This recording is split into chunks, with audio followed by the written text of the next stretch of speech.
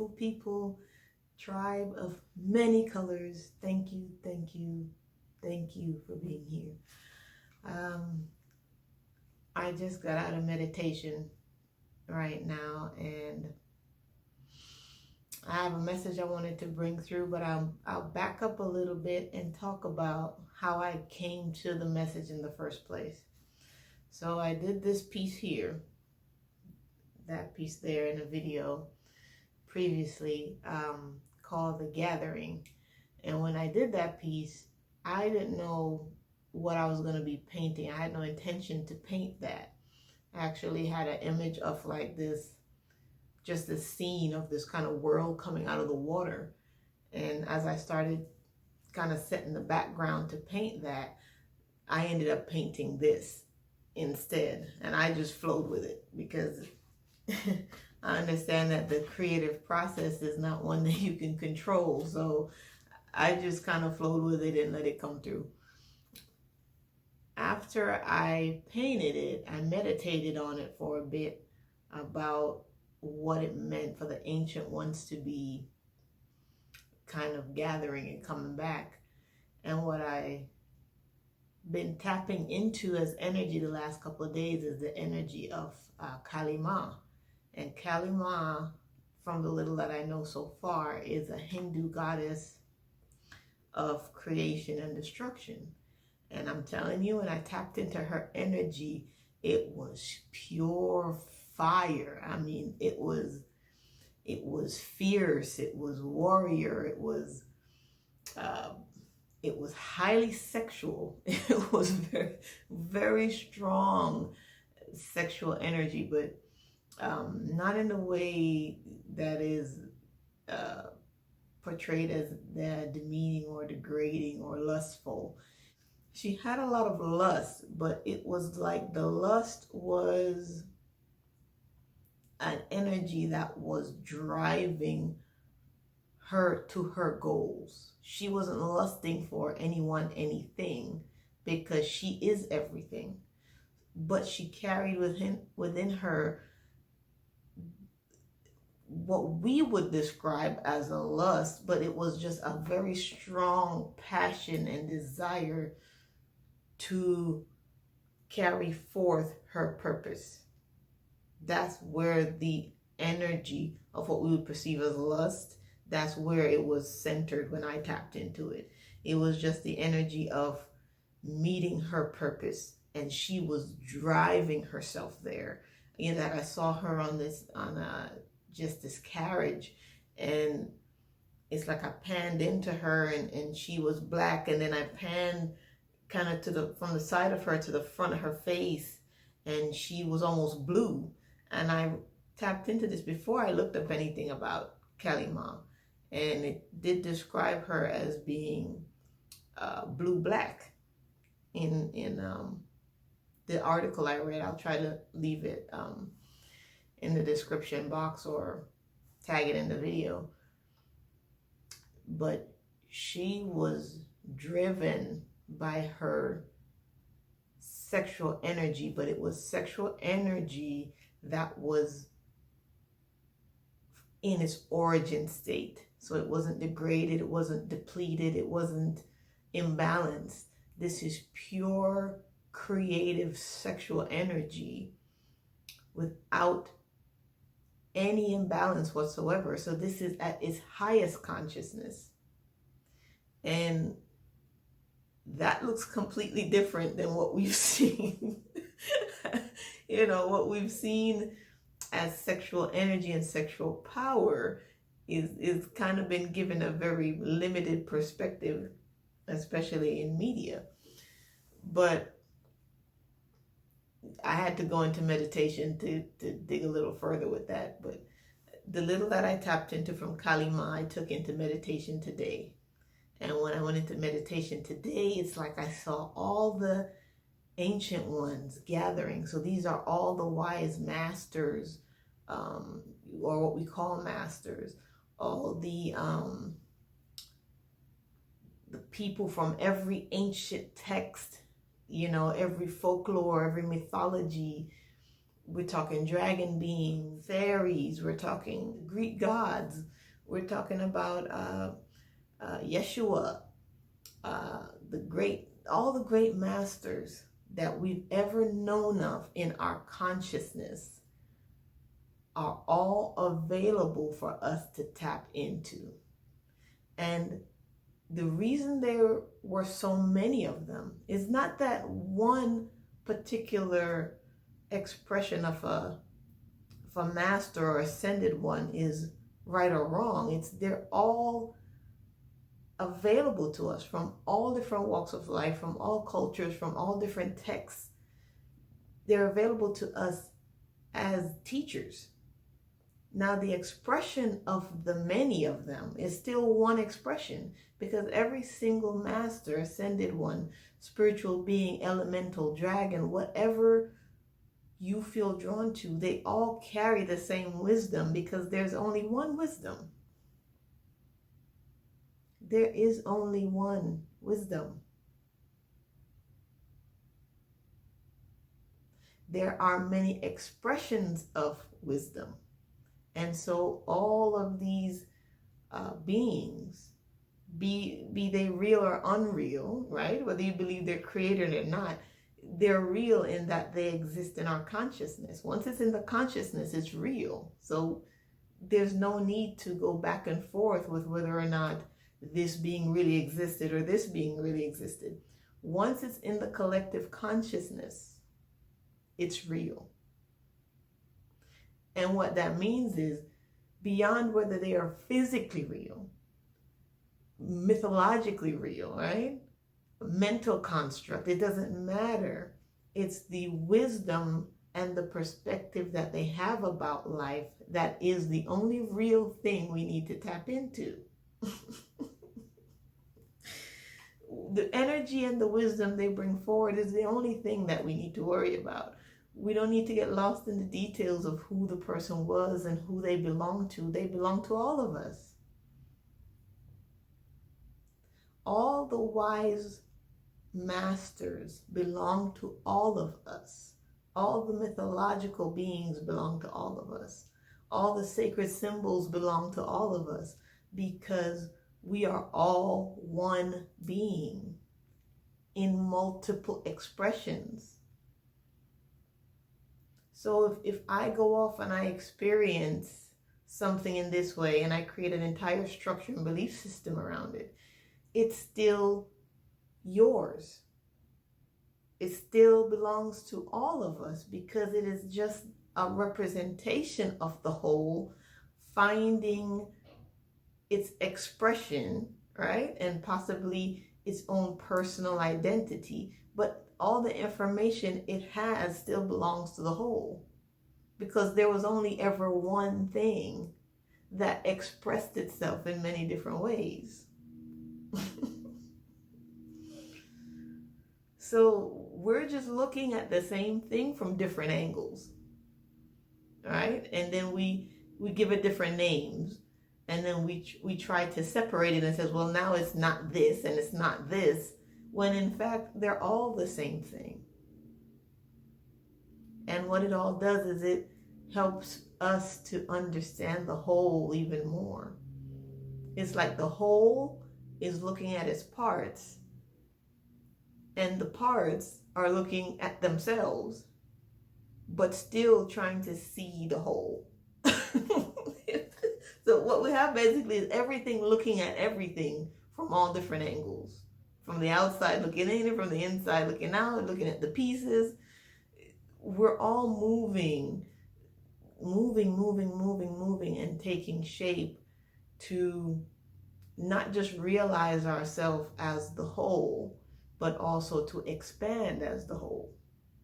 Because as we move around with each other in energy and thoughts and belief systems, and some of them merge and some of them separate, we're kind of transforming individually and together to become a more expanded version of the one thing that we all are together. Whatever that is, that's forever changing. So there's no way to lock down a particular belief system and say, okay, well, this is what this is. It cannot remain as it is forever, because the infinite of which we are a part of is always changing. It's always changing, because you're always changing. I'm always changing. And we are a part of that huge, magnificent, infinite thing becoming whatever it's supposed to become. And our changing is a part of it.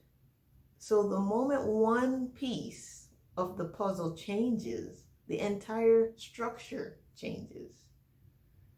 And the entire structure is changing now with the help of the ancient ones, which is basically the ancient expression of wisdom in whatever form it takes. So that might be an ancient song, a sacred text, an old tree. That might be you tapping into the animal kingdom, the Greek gods, the African gods and goddesses, the mythological creatures, whatever form that is. All of the many forms of expression of wisdom are now available to all of us. So don't limit yourself. This is the message I'm receiving for myself. As always, this is my guidance, and I'm just sharing this with you, hoping you will follow your own guidance. But my guidance is saying to me, taste all of it. Be a part of it, because all of it is still just a reflection of what you belong to. So as you move forward in your desire to know yourself, don't limit yourself. Because if you move in the direction of limiting your thoughts and beliefs, then you're saying you are a limited being. But you are not limited, because you're a part of infinite. So if you're a part of infinite, you cannot have finite, limiting belief system, ways of being, thought forms, because that's not who you really are. And the energy of Kalima says embody all of it in balance, because some of it will be destroyed to create the new. And you have to be okay with letting go of that. So all of us are going to be challenged to evolve in our expression and our way of perceiving. And so try not to get locked into life flowing in any particular way. Just be flexible now, so that life can just flow in the direction that helps to expand everything. Because when you allow yourself to move that way, right? So that's where you're kind of moving. You're moving like the dragon, right? You're constantly just moving like this. There's at no point are you not moving, which is life, right? Life always has to move. It always has to expand within itself, but it's supposed to do that in balance. It's always supposed to do that in balance. The moment life is not moving in balance, you don't have life. You have something very different. What that is exactly, I don't know, but you have something other than life when there's that many blocks, right? And we create those blocks sometimes with our very rigid way of thinking. We want things to be in a particular order or pattern because that's the pattern we like to see. But we have to become much more expanded than that. And the goddess Kalima is calling for us to embody more than we already have, because we're capable of it. We're capable of expanding into more than we already are, because we're doing it right now. And wherever you are in your process, find joy in your expansion, because it is infinite. It forever occurs. And the only time it causes us some type of grief is when this fire, okay, this energy is trying to burn off the crud, the crap, the stuff that's not coming. It's trying to light it on fire, and we keep trying to put it out because we like that. We like that part. You know, we want that to come, and we love this about ourselves. Well, we have decorated the self with so many things, with the ideas we have of others and the expectations we have of them, and then the expectations we have of ourselves. We've kind of decorated the self with so many things, but all of those things were meant to change. So there's some of the decorations that have to go. And it's not going to be gone forever.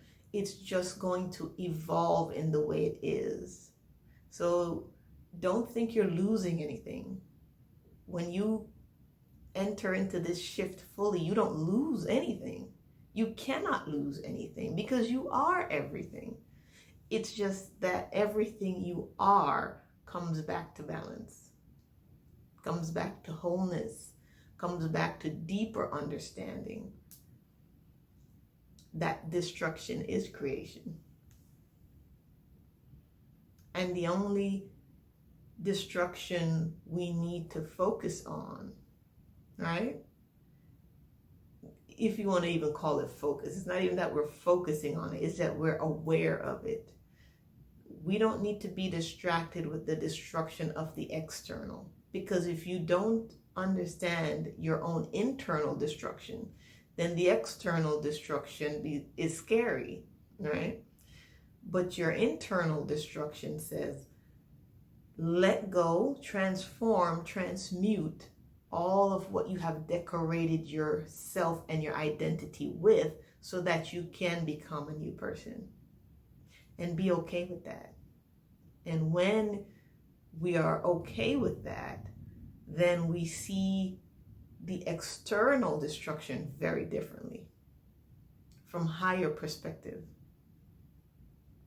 loving perspective, balanced perspective. So Kalima is fierce, sexual, raw, sexual, powerful. That kind of blue-black screams to me masculine, feminine energy, light, dark, creation, destruction. She is everything and nothing. Combination of all things, but very much tempered with love. Very tempered with love. And always moving fiercely in the direction of love and growth, expansion and expression. So thank you. I hope this made sense. Just me sharing what I've learned so far. As always, may you have peace, blessings, love, joy, always. Be good to yourself and be good to each other. Thank you. Bye.